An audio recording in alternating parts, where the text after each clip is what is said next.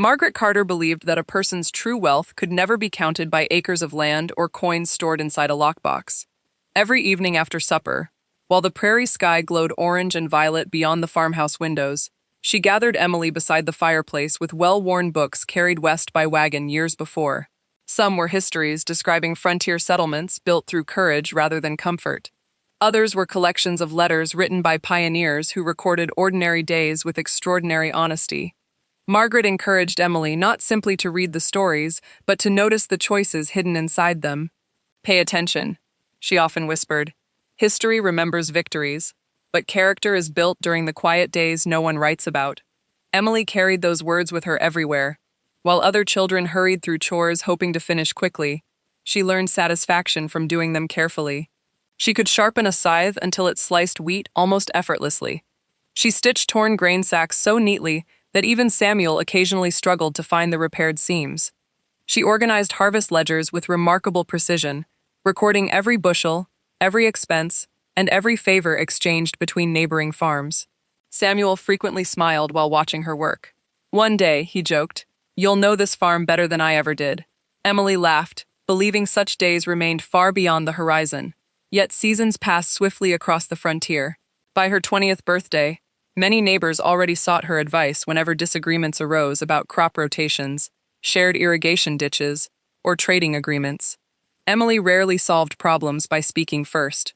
She listened carefully until every voice had been heard. Only then did she quietly suggest solutions that somehow allowed everyone to leave with dignity. That gift became known throughout Ash Hollow. Even old ranchers who initially doubted a young woman's judgment gradually discovered she possessed uncommon wisdom wrapped inside uncommon patience. Samuel often reminded friends, "She inherited her mother's heart before she inherited my hands." Every spring, the Carter family participated in what Ash Hollow proudly called Founders Day, a tradition honoring the handful of families who first settled the valley nearly 40 years earlier. The celebration centered around the old windmill standing alone upon a grassy hill east of town. Although its great wooden blades had long since stopped turning, children still played beneath its towering frame, while elders shared stories about the settlement's earliest years.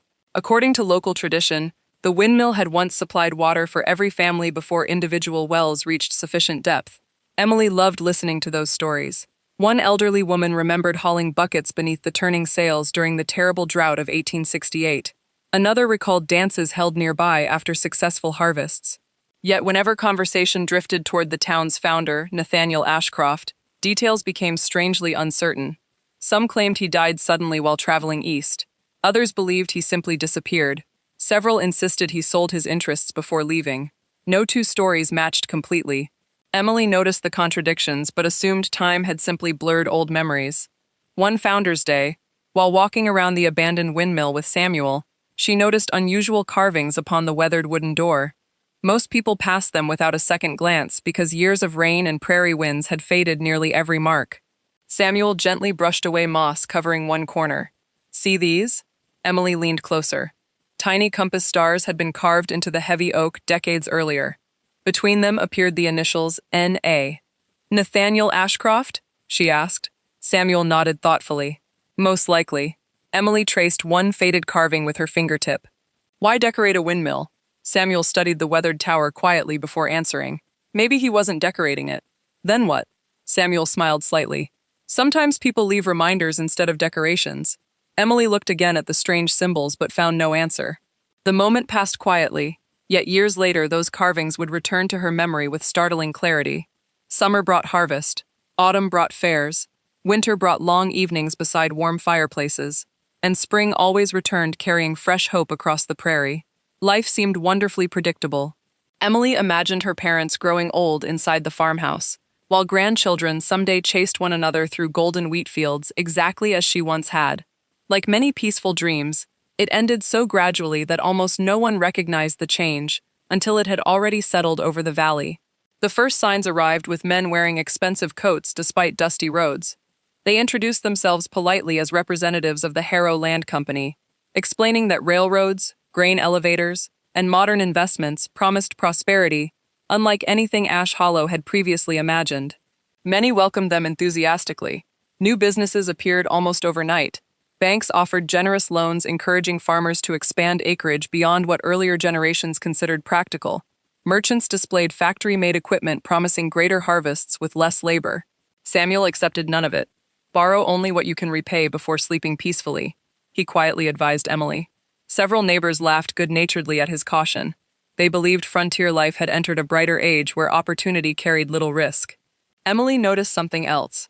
The Harrow representatives seemed unusually interested in older property records rather than current harvests. They visited the courthouse frequently. Surveyors appeared measuring land no one planned to sell. Lawyers spent long evenings studying dusty ledgers inside the county clerk's office. When Emily mentioned these observations to Samuel, he frowned thoughtfully. Land changes hands with signatures, he said. Sometimes people prepare the signatures before they ask for the land. She remembered those words. Though she still believed honesty ultimately protected decent families from serious harm, Margaret quietly disagreed. One evening, after the visitors departed from another meeting with town officials, she looked across the supper table toward Samuel. Prosperity isn't what worries me. Samuel looked up from his plate. What does? Margaret folded her hands gently. People who arrive loving land before they know the people living on it. It's. Silence settled across the room. Emily sensed both parents understood something she had not yet learned. Samuel finally smiled reassuringly. Whatever comes, we meet it together. Margaret returned his smile. Always.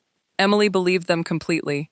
She could not imagine any force powerful enough to separate the Carter family from the farm they had built through decades of faithful labor.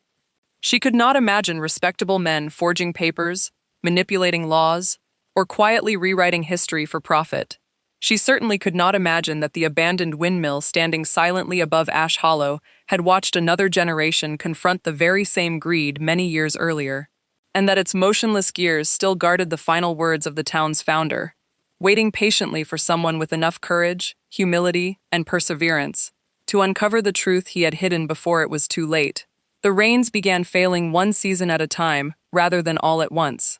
During the first dry year, most farmers simply harvested less grain than expected and trusted that the following spring would restore what had been lost. Samuel Carter remained calm, reminding Emily that the prairie had always known seasons of abundance and seasons of hardship. The land has survived longer than we have, he often said, while examining the cloudless western horizon. It knows how to wait. Emily believed him, because every lesson of her childhood taught patience before panic. The Carter family tightened expenses, repaired old equipment instead of purchasing new machinery, and shared what little surplus remained with neighbors whose crops had suffered even greater losses. Margaret continued baking bread for widows despite using smaller portions of flour. Generosity shouldn't disappear simply because abundance does, she quietly reminded Emily. Yet the second dry season proved far harsher than the first.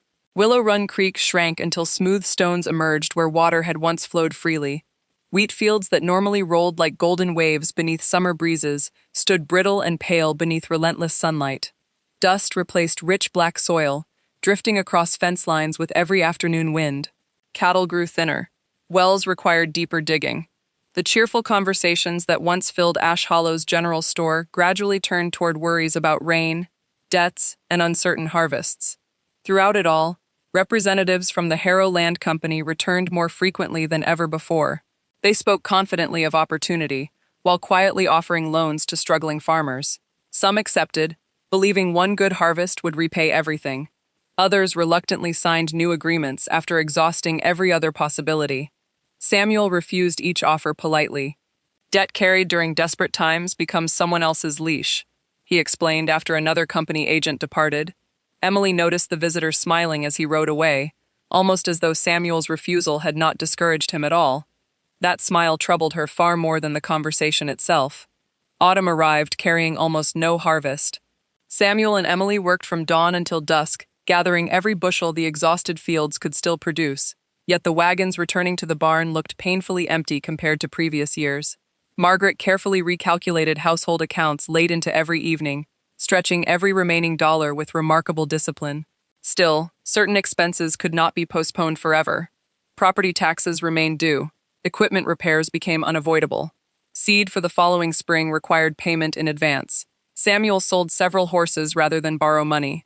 Then he sold 2 grazing fields that had belonged to the family for years. Land can return someday, he quietly told Emily. Character doesn't always come back once it's traded away. Emily admired his determination, yet she also recognized the exhaustion settling deeper into his face each passing month.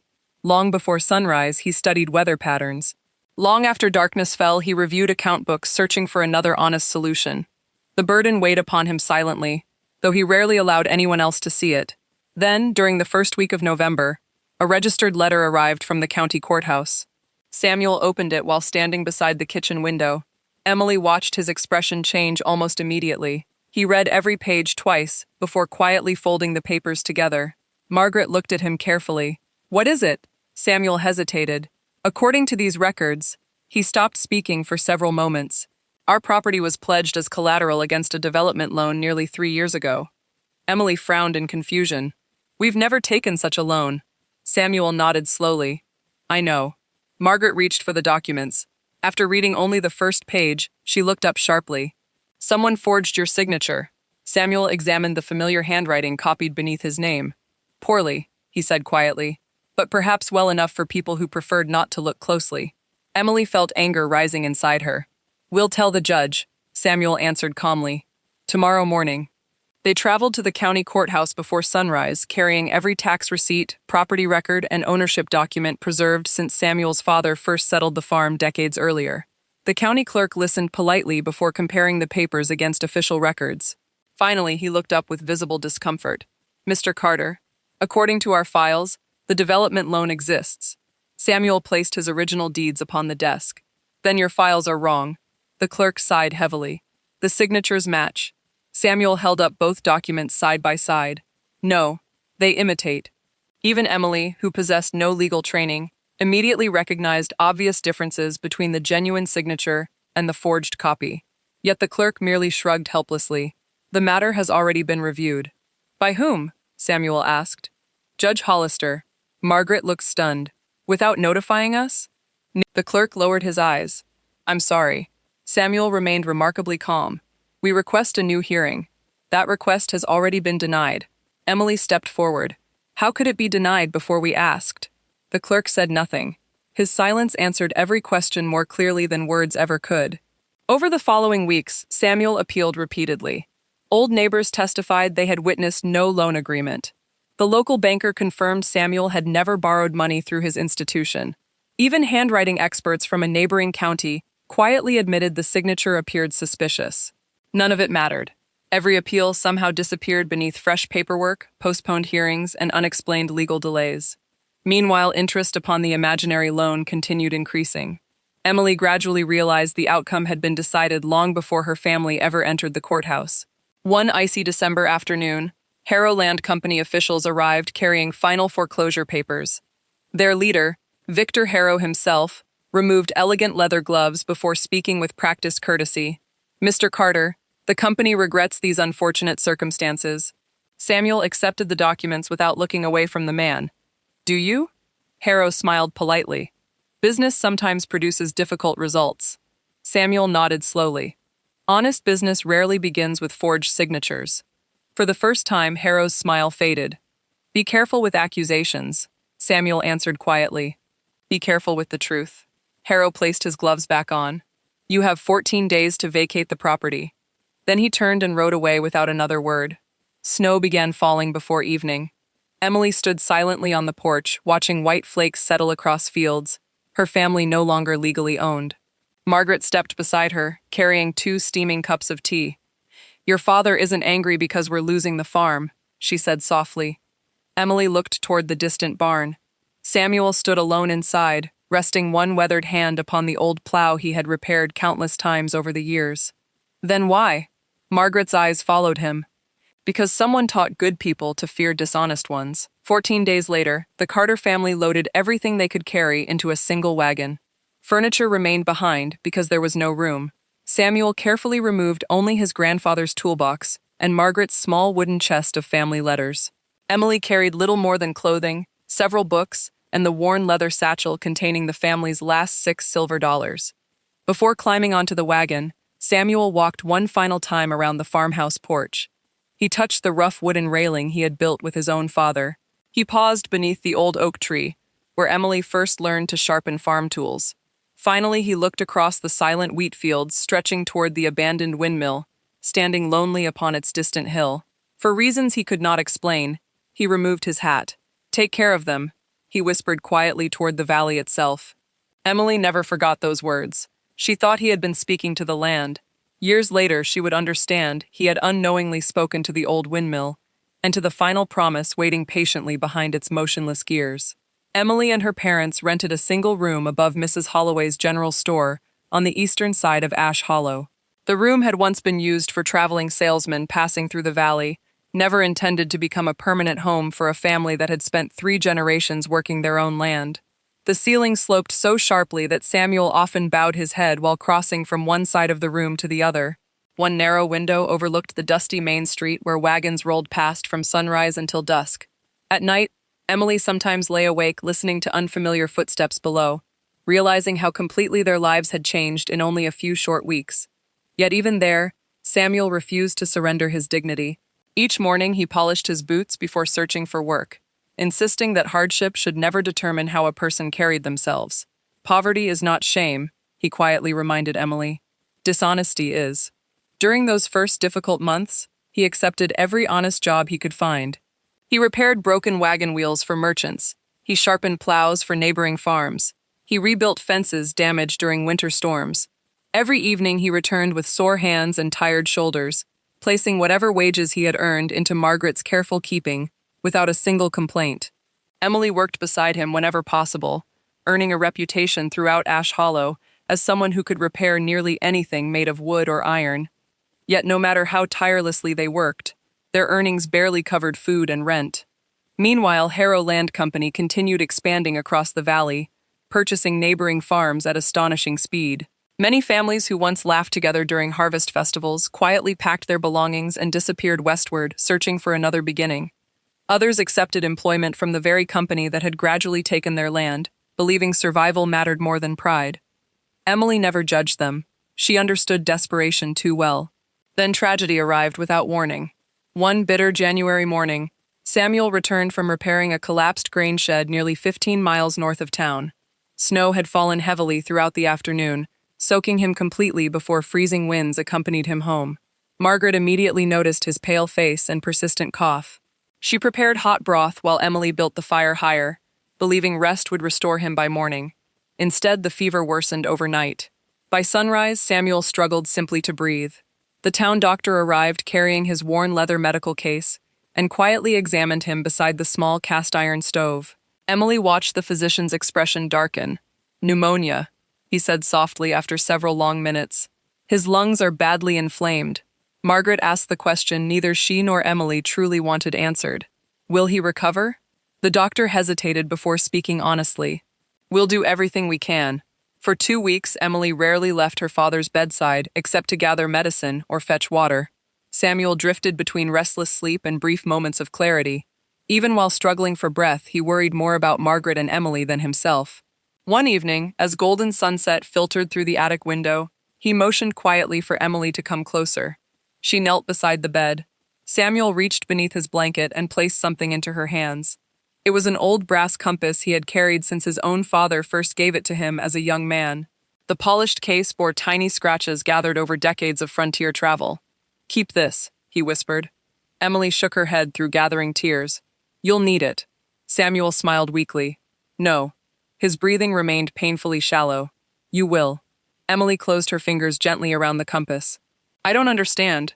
Samuel looked toward the fading sunlight beyond the window. "People spend their lives searching for the easiest road." His eyes returned to hers.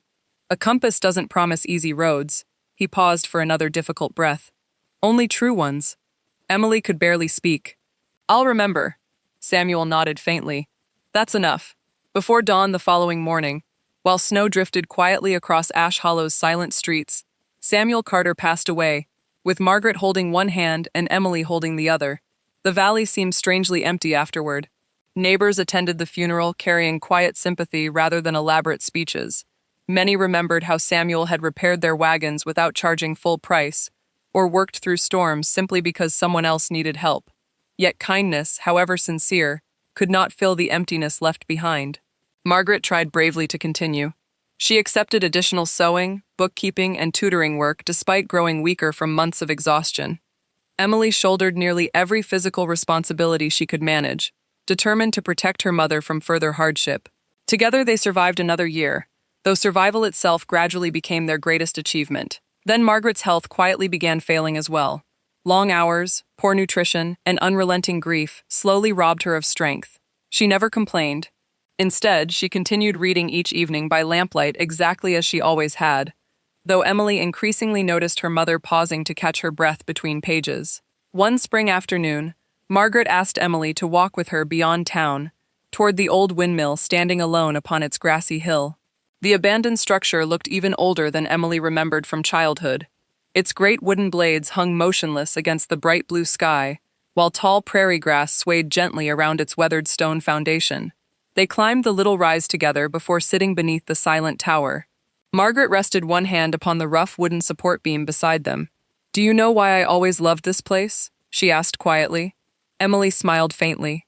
"Because the founders built it together." Margaret nodded. "Exactly." She looked up toward the enormous frozen sails overhead. Everything worthwhile begins when ordinary people choose each other before themselves. Emily followed her mother's gaze. "It seems lonely now." Margaret smiled sadly. "Only because everyone forgot why it mattered." She gently squeezed Emily's hand. "Promise me something."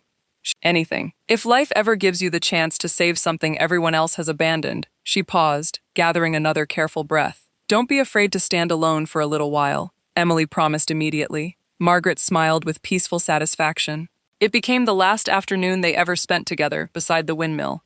Within 3 months, Margaret quietly joined Samuel, leaving Emily entirely alone in Ash Hollow, with $6 silver, her father's brass compass, a worn leather satchel, and memories richer than any inheritance money could have provided. The following week, the town council announced plans to auction several abandoned properties no longer worth maintaining, among them the old windmill that had stood silently watching Ash Hollow for nearly 4 decades. Most people barely noticed the announcement. Emily did. Something deep inside her stirred each time she remembered her mother's final conversation beneath its weathered beams. On the morning of the auction, she walked toward the courthouse carrying every coin she possessed. Townspeople whispered kindly as she passed. Some pitied her. Others simply wondered why a woman with no home would waste time attending an auction for forgotten buildings. Emily herself possessed no clear answer. She only knew she could not ignore the strange pull she felt toward the old windmill standing patiently upon the hill, waiting as though it somehow recognized her footsteps long before she reached its door. Emily entered the courthouse carrying only $6 hidden inside her worn leather satchel, and her father's old brass compass resting quietly in her pocket. The auction room contained barely a dozen people, most of them merchants, hoping to purchase storage sheds, grazing lots, or abandoned barns at remarkably low prices. No one appeared interested in the weathered windmill standing upon the lonely hill east of Ash Hollow.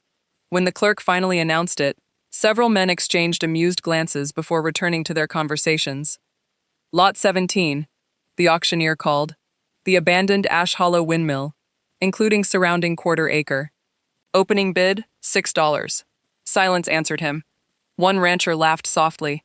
"It'll cost twice that just to tear it down." Another man shook his head. "The old thing hasn't turned since I was a boy." The auctioneer waited patiently before repeating the opening price. Emily slowly raised her hand. $6. The room became unusually quiet. Several people turned toward her with expressions of genuine confusion rather than cruelty. Then someone near the back chuckled. "Poor girl finally lost what's left of her senses." Another voice answered loudly enough for everyone to hear. "She can't even afford a house, and she's buying a broken windmill." Laughter spread gently through the room. Emily lowered her hand but never lowered her eyes. The auctioneer looked around once more. Any higher bids? None came. His wooden gavel struck the desk. Sold. Just like that, the abandoned windmill became hers. Outside the courthouse, whispers followed her down the dusty street. Some pitied her decision. Others openly mocked it. Mrs. Holloway hurried after her, carrying a small basket of bread. "Emily," she said kindly, "you don't have to prove anything." Emily smiled warmly. "I'm not trying to." "Then why buy it?" Emily glanced toward the distant hill, where the silent windmill stood against the wide prairie sky. "Because everyone keeps talking about what it used to be." Mrs. Holloway looked puzzled. "And?" Emily answered softly. "No one seems interested in what it still could become." The older woman smiled sadly. before pressing the basket into Emily's hands. "Take this at least." Emily thanked her and continued walking. By late afternoon, she reached the windmill. Up close, it appeared even more weathered than memory allowed. Thick prairie grass surrounded its stone foundation. The once white wooden tower had faded into soft gray beneath decades of rain, wind, and relentless summer sunlight. Several outer boards had loosened. One of the great wooden sails hung slightly lower than the others, frozen in place against the bright blue sky. Yet despite its age, the structure remained remarkably straight. It did not lean, it did not sag. Whoever built it understood craftsmanship far beyond ordinary frontier construction. Emily climbed the short stone steps leading toward the heavy oak door. Rust covered the iron hinges, but after several determined pushes, they slowly groaned open. Cool air drifted outward, carrying the scent of old timber, dried grain, machine oil, and dust that had settled undisturbed for many years. Sunlight filtered through narrow windows high above, illuminating countless floating particles beneath the enormous wooden gears dominating the center of the tower. Emily stood silently for several moments. The place felt strangely peaceful rather than abandoned. Massive oak beams stretched upward through several stories, before disappearing into the machinery supporting the great turning sails overhead. Thick wooden cogs rested perfectly still, their carefully carved teeth showing surprisingly little wear despite their age. Everything inside suggested remarkable craftsmanship, frozen in time rather than neglect. She slowly walked around the circular interior, gently touching the weathered beams. Her fingertips discovered smooth places where countless hands had once rested while working. Faded initials carved into one support post revealed generations of mill workers who had quietly passed through before history forgot them. Near the entrance, she found old grain sacks folded neatly beneath a broken bench, as though someone had intended to return the following morning but never did. Emily removed her broom from the satchel and began sweeping. Dust rose gently into warm afternoon light, while birds sang outside among tall prairie grass. She worked until sunset without noticing the passing hours. One clean section gradually became two, then three. Soon the heavy oak floor beneath the gears appeared almost exactly as it must have looked decades earlier. As darkness approached, Emily prepared to leave. Before closing the door, she looked back once more toward the towering machinery above. Something caught her attention. One enormous drive gear near the center of the structure appeared carved differently from the others. While every surrounding gear displayed ordinary craftsmanship, this one carried small compass stars engraved around its outer rim. Emily stepped closer. Her heartbeat quickened almost immediately. She recognized those symbols. They matched the tiny carvings Samuel had once shown her upon the outside door years earlier. Carefully brushing away accumulated dust, she counted 4 compass stars positioned evenly around the great wheel. Between them appeared the faded initials N.A. Nathaniel Ashcroft. Exactly as Samuel had suspected, Emily slowly removed the old brass compass from her pocket. Almost without thinking, she held it beside one of the carved stars. The shape matched almost perfectly. Not identical, complementary, as though one had been copied from the other. She stood perfectly still. Her father's final gift rested quietly inside her hand, while the founder's mysterious carving waited silently before her. Coincidence seemed suddenly impossible. She carefully examined the enormous gear more closely. Unlike the surrounding machinery, this wheel appeared capable of sliding sideways along its thick wooden axle. Yet decades of dust and hardened grease held everything firmly in place.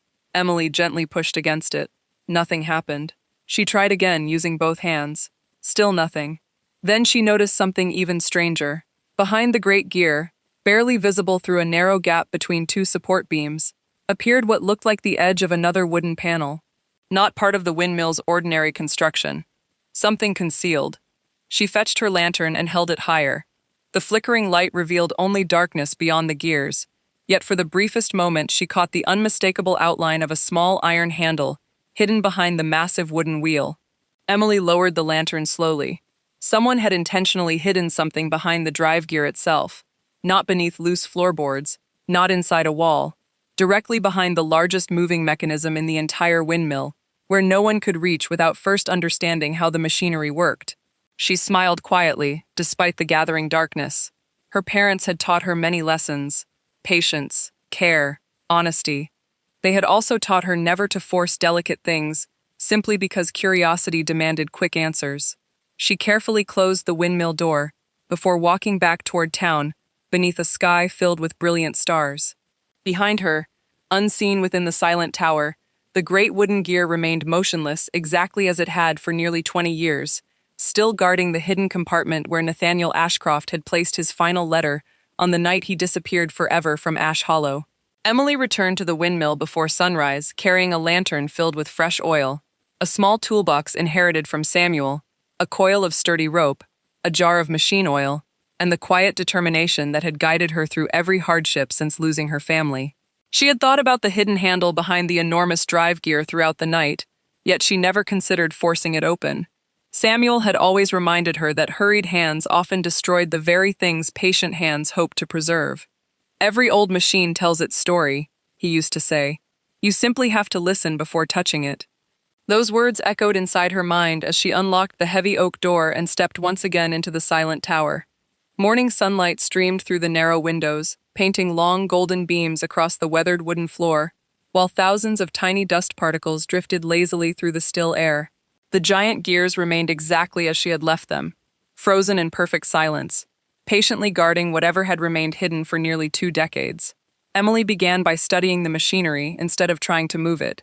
She slowly climbed the narrow wooden staircase winding around the inside wall until she reached the upper platform where the windmill's great shaft entered the tower.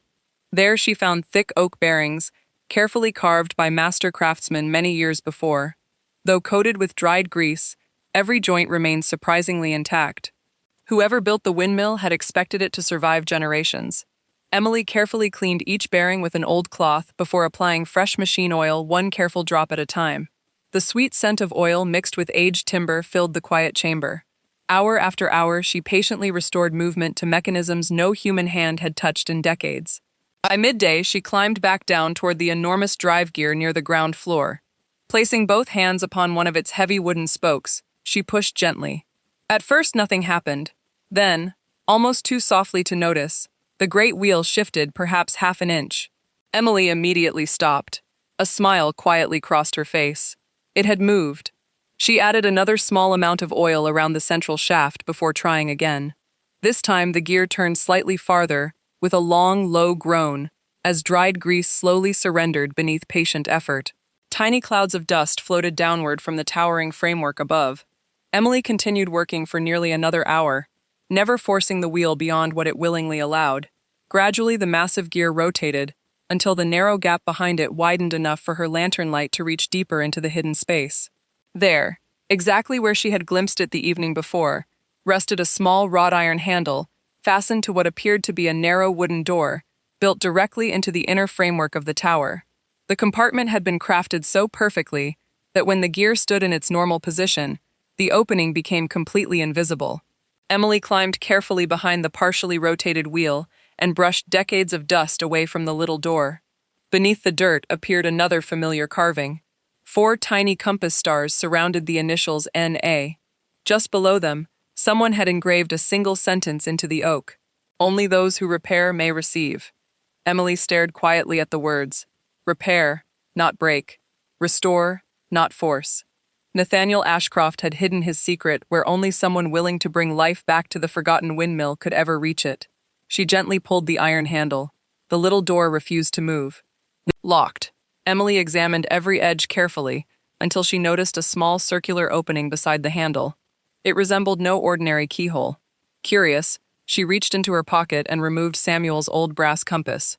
As she held it near the opening, something immediately caught her attention. The rounded brass casing matched the carved circle almost perfectly. Slowly she inserted the compass into the opening. It fit with astonishing precision. Turning it gently clockwise produced a soft metallic click hidden deep inside the wooden framework. Emily scarcely breathed. She carefully pulled the handle again. This time the narrow door opened silently inward. A cool breath of untouched air drifted outward, carrying the faint scent of cedar and old paper. Inside rested a beautifully crafted cedar box wrapped carefully in faded oilcloth. Beside it lay a leather journal, several rolled survey maps tied with blue ribbon, and a small brass tube sealed tightly with dark red wax. Everything appeared astonishingly well preserved despite the passing years. Nathaniel Ashcroft had prepared the compartment with extraordinary care. Emily lifted the cedar box onto the nearby workbench before carefully examining its lid. Burned into the polished wood appeared another simple inscription, "For the one who chose hope instead of profit." Tears quietly gathered in her eyes. Everyone else had measured the windmill by its market value. Nathaniel had somehow trusted that one day someone would value it differently. Emily gently lifted the brass latch. Inside rested a folded letter written upon thick cream-colored paper. The handwriting remained remarkably clear. Across the top appeared only 4 words: "My final truth." Emily unfolded the pages with trembling hands. "If these words have reached you," the letter began, "then you have already accomplished what many richer and wiser people failed to do. You believed an abandoned thing could still serve others. That alone tells me these papers have found their rightful keeper." Emily continued reading slowly, scarcely noticing the silence surrounding her. Nathaniel explained that Ash Hollow had never been founded by wealthy investors or distant companies, despite what newer generations had gradually been taught. Instead, the valley had been purchased jointly by 26 struggling frontier families, who contributed everything they possessed, so future settlers would never become tenants beneath powerful landowners. Together they signed an agreement guaranteeing that all water rights, common grazing land, schools, churches, and public property would forever remain under community ownership rather than private control. Nathaniel had personally written the agreement before placing the original charter inside the county records. Years later, wealthy speculators arrived seeking control of the valley's water supply.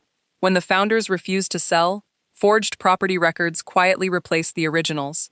Nathaniel discovered the fraud too late to stop it publicly. Several officials had already accepted bribes. Courts refused to hear evidence. Witnesses began disappearing from public meetings. Realizing the original charter would almost certainly be destroyed if left inside government offices, Nathaniel secretly removed it before vanishing from public life. "History," he wrote, "is often stolen quietly before anyone notices it has disappeared."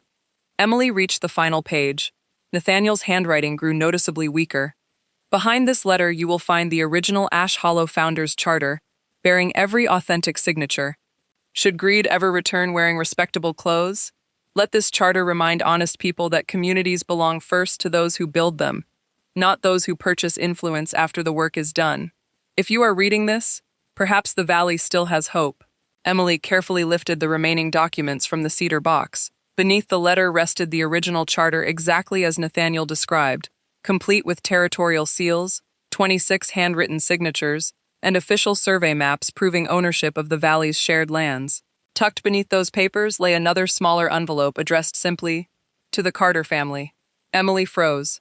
Her own family name stared back at her from paper hidden decades before she was born. Slowly she opened the envelope. Inside rested only a single handwritten page. "Samuel Carter's grandfather stood beside me the night we hid these papers. He promised his family would never stop protecting this valley if the truth was ever needed again. If one of his descendants now holds this letter, then the promise has survived longer than either of us ever dreamed." Emily lowered the page, unable to speak. Her father had never known why generations of the Carter family quietly respected the abandoned windmill. Yet somehow the promise had passed through time anyway, carried not by explanation, but by character.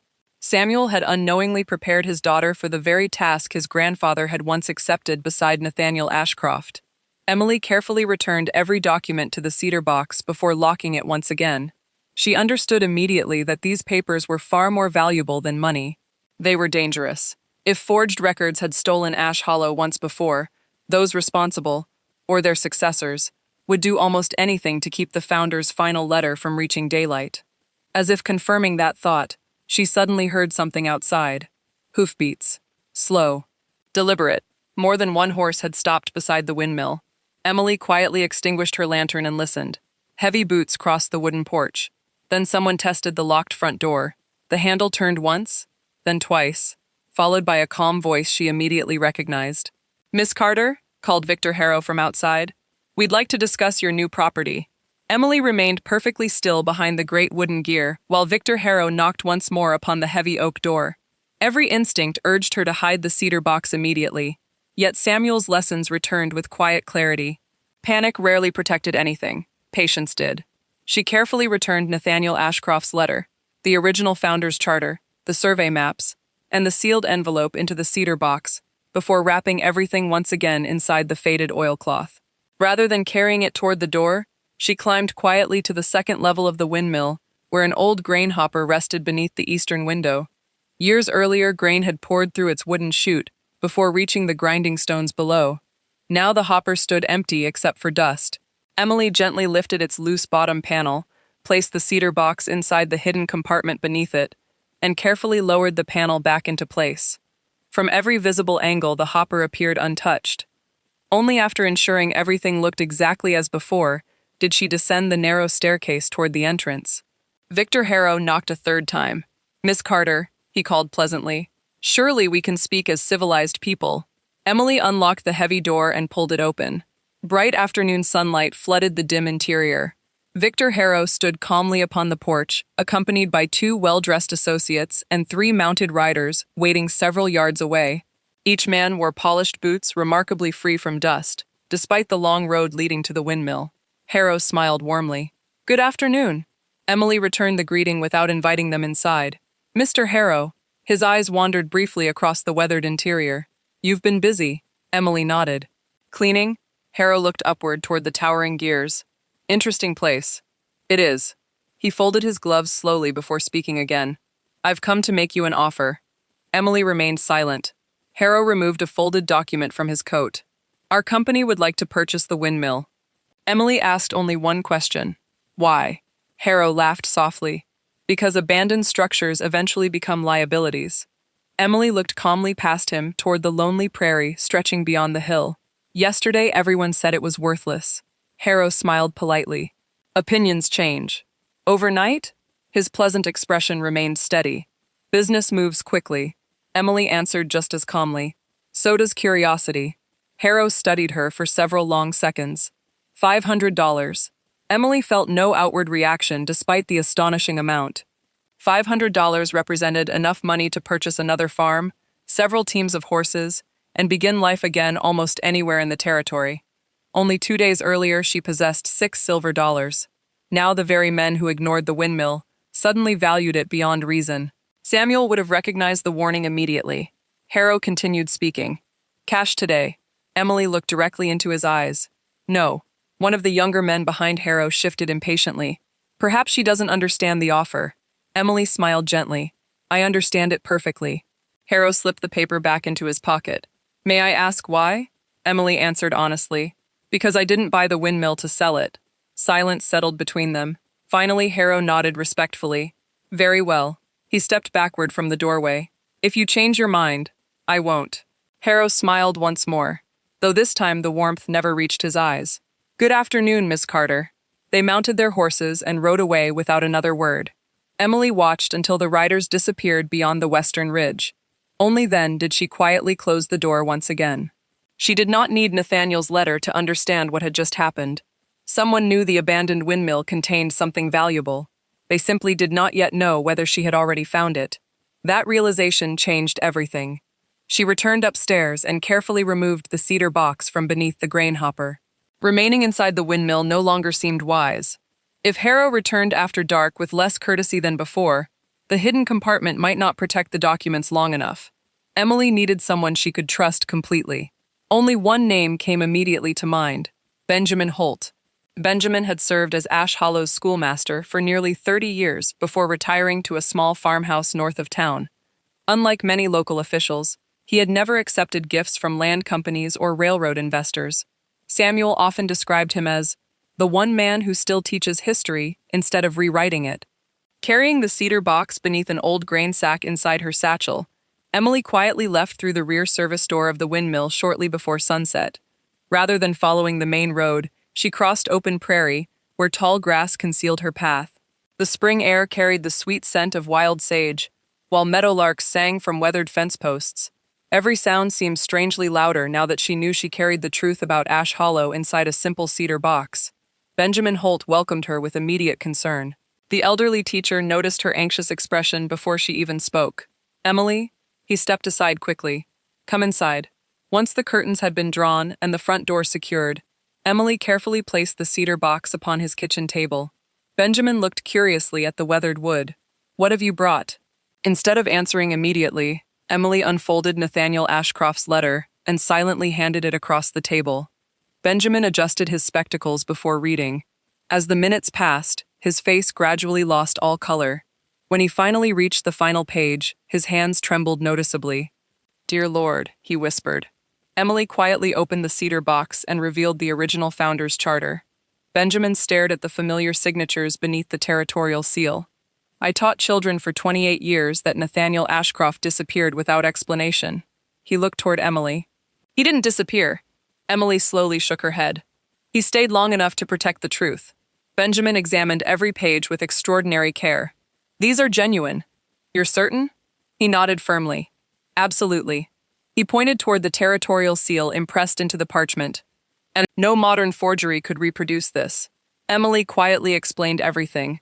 The hidden compartment, the carved compass stars, Samuel's brass compass fitting the concealed lock, and Victor Harrow's unexpected offer only hours after her discovery. Benjamin listened without interruption. When she finished, he folded his hands thoughtfully. Emily. Yes? They already know. She frowned. Know what? Not exactly what you've found. Benjamin tapped Nathaniel's letter gently. Only that Nathaniel hid something before he vanished. Emily felt a chill settle over the room. Benjamin continued quietly. Men like Harrow never spend $500 chasing abandoned buildings unless they've been searching for something far more valuable. Emily remembered Harrow's expression while looking around the windmill. He had not admired the building. He had inspected it. Benjamin rose slowly and walked toward an old bookshelf. Hidden behind several history volumes rested a small iron strongbox built into the stone wall. Unlocking it with a brass key, he removed a faded leather journal. There's something you should see. Opening the journal revealed handwritten notes kept by Benjamin's grandfather nearly 40 years earlier. One entry immediately caught Emily's attention. Nathaniel believes someone inside the county office has begun replacing land records. He says if anything happens to him, the windmill must never fall into company hands. Emily looked up in astonishment. Benjamin nodded sadly. My grandfather never knew where Nathaniel hid the charter. He smiled faintly. Now we do. Emily carefully returned every document to the cedar box. What should we do? Benjamin answered without hesitation. Take them to Territorial Judge Elijah Mercer. Emily recognized the name immediately. Mercer had built a reputation across 3 territories for exposing fraudulent land claims regardless of political pressure. Samuel admired him greatly. Would he believe us? Benjamin smiled quietly. Once he sees this charter, he rested one gentle hand upon the cedar box. He won't have to believe. He'll know.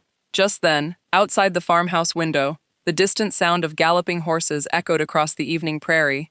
Benjamin slowly extinguished the lantern. Looking through the narrow curtain, he counted 3 riders approaching along the northern road. Their leader wore a familiar black coat. Victor Harrow had found them much sooner than either of them expected. Benjamin quietly closed the curtain before turning back toward Emily. His calm expression remained unchanged, yet the seriousness in his voice left no room for misunderstanding. Listen carefully, he said. If Harrow enters this house, he must find nothing except 2 old people discussing history. Emily nodded. Without another word, Benjamin lifted the cedar box, opened the iron strongbox hidden inside the stone fireplace, and placed the documents inside before covering them with several worn history journals. He locked the compartment and slipped the brass key into the lining of his coat. If they search the house, Emily whispered, they'll find it. Benjamin smiled faintly. Not unless they tear the chimney apart stone by stone. Moments later, heavy footsteps climbed the wooden porch. A firm knock echoed through the little farmhouse. Benjamin opened the door with the relaxed expression of a retired schoolmaster interrupted during supper. Victor Harrow stood outside removing his gloves. Mr. Holt, he said pleasantly. Forgive the late visit. Benjamin smiled politely. Good evening, Mr. Harrow. Harrow glanced beyond the older man, immediately spotting Emily seated quietly beside the kitchen table with an open history book resting before her. Miss Carter. Emily acknowledged him with a simple nod. Harrow stepped inside after Benjamin invited him. 2 associates remained outside beside their horses, while another slowly walked around the farmhouse, pretending to admire the small garden. Benjamin noticed everything, without appearing to notice anything.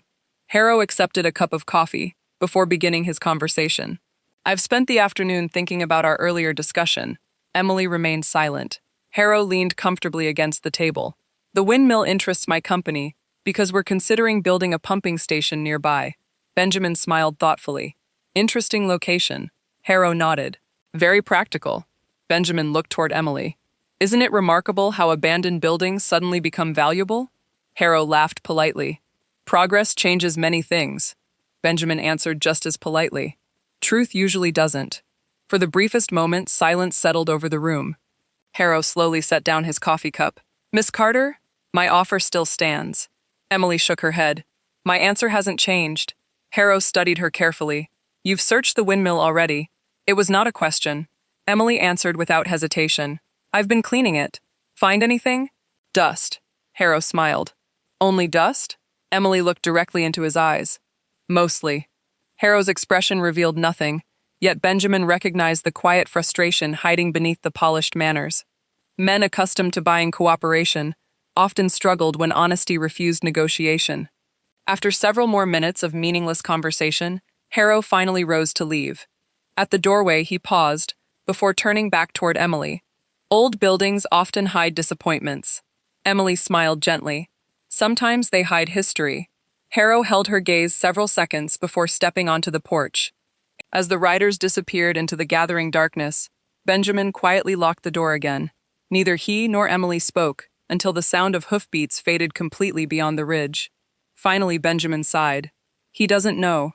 Emily looked hopefully toward him. Are you certain? Quite. Benjamin walked slowly toward the fireplace. But he knows you're hiding something. Emily looked toward the concealed strongbox behind the stonework. Then we're running out of time. Benjamin nodded. We leave before sunrise. Long before dawn painted the eastern horizon, Emily hitched Benjamin's small wagon beneath a sky crowded with fading stars.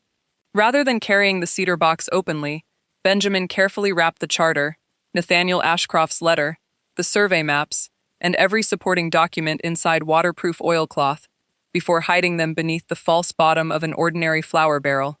To anyone looking inside, the wagon appeared loaded with nothing more valuable than books, blankets, farm tools, and supplies for a retired schoolmaster's journey.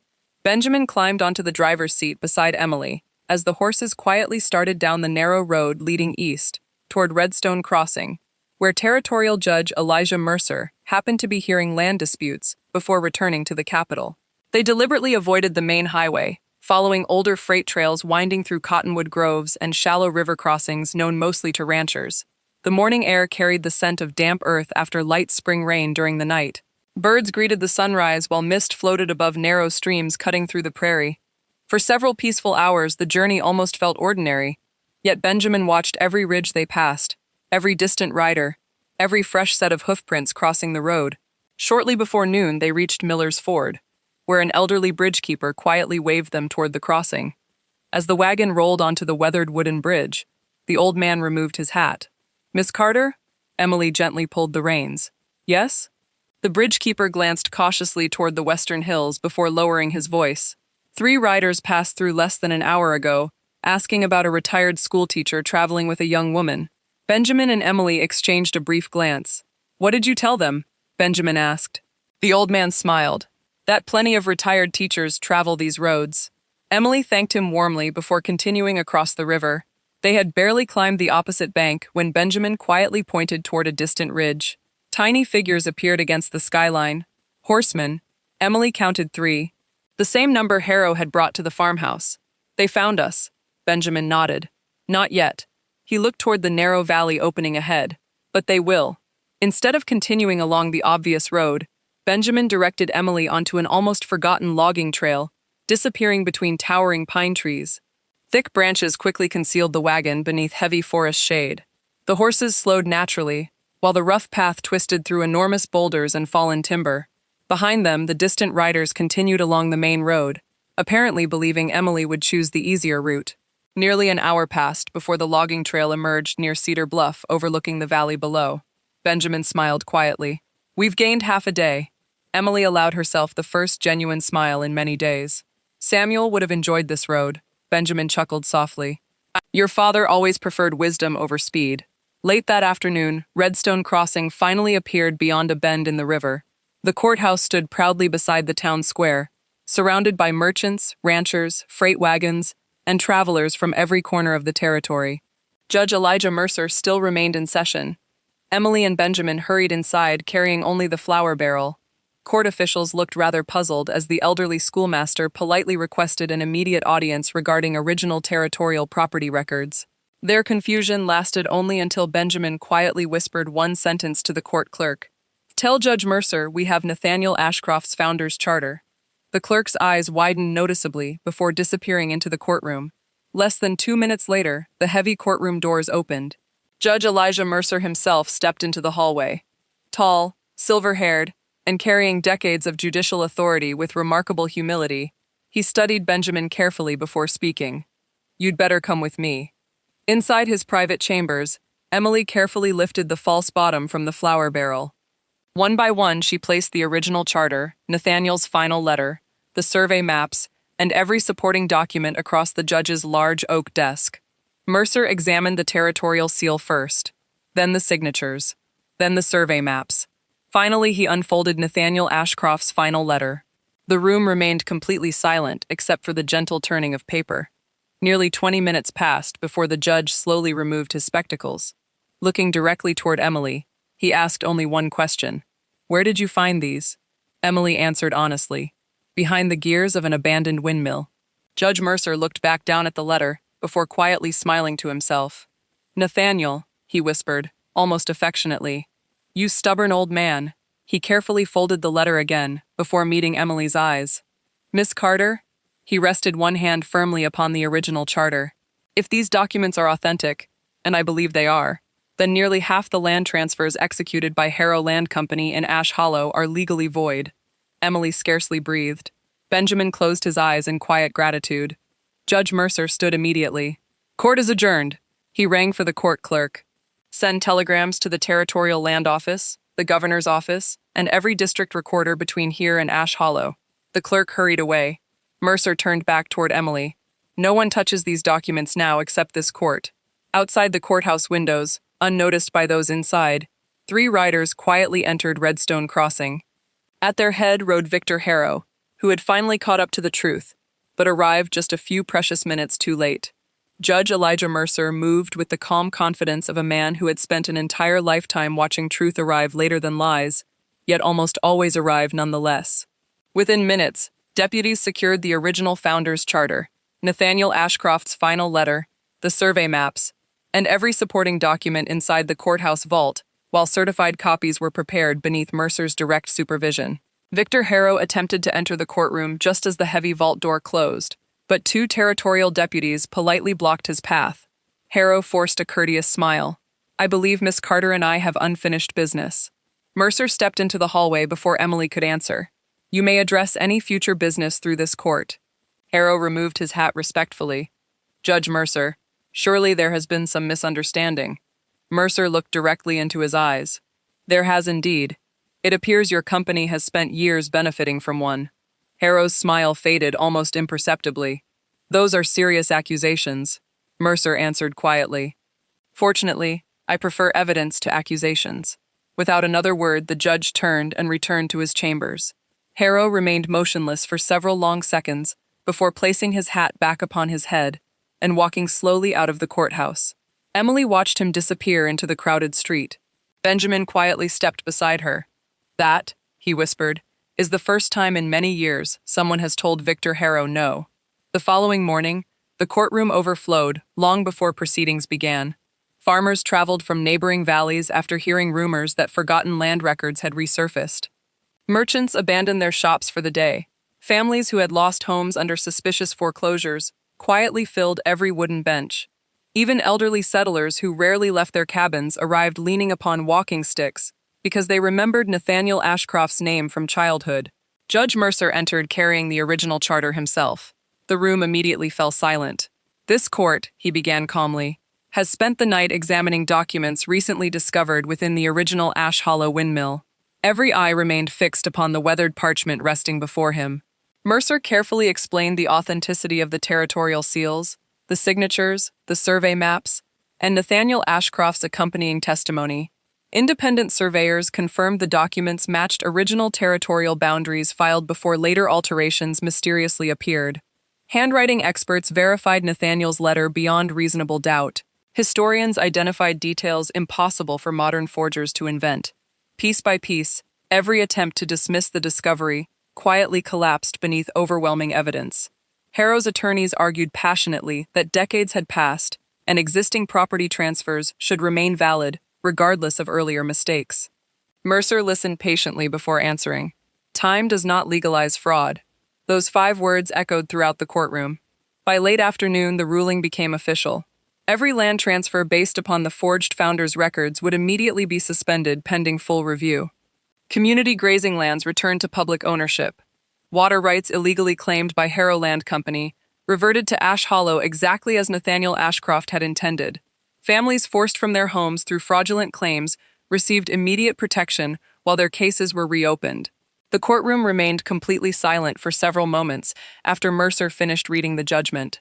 Then, an elderly rancher quietly removed his hat. Another followed. Soon, nearly every person inside the courtroom stood in respectful silence rather than loud celebration. Many simply wept. Justice had arrived so gently that no one wished to disturb it. Victor Harrow offered no dramatic speech. He quietly gathered his papers before leaving through the rear entrance without looking toward Emily a single time. Benjamin smiled softly. Some defeats are louder when no one says a word. Over the following months, Ash Hollow slowly began healing. Families returned to abandoned farms that had once seemed lost forever. Old boundary fences were rebuilt not because courts demanded it, but because neighbors worked together exactly as their grandparents once had. The school reopened with new funding restored from community land revenues. The little church repaired its roof. Willow Run Creek once again became public property instead of private control, allowing every farmer equal access to water during dry seasons. Emily never asked for land beyond what had originally belonged to her own family. Even then, she discovered another widow, already living inside the old Carter farmhouse, with 3 children who had nowhere else to go. When Judge Mercer quietly informed her the property now legally belonged to her again, Emily smiled gently and shook her head. They've already started building a new life there. Mercer looked thoughtfully toward her. Then what would you like done? Emily answered exactly as Samuel would have. Let them keep it. News of her decision spread across the valley far more quickly than the court ruling itself. People realized she had never searched for the founder's letter to become wealthy.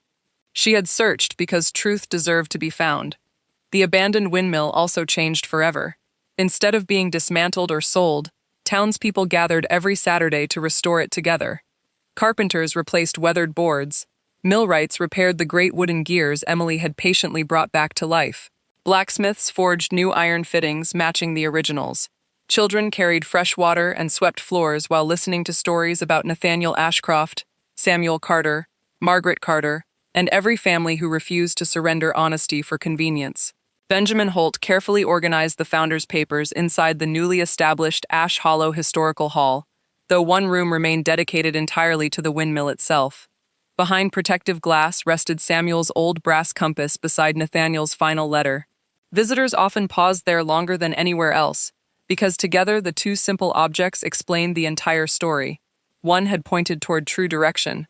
The other had preserved true history. Emily accepted only one request from the town council.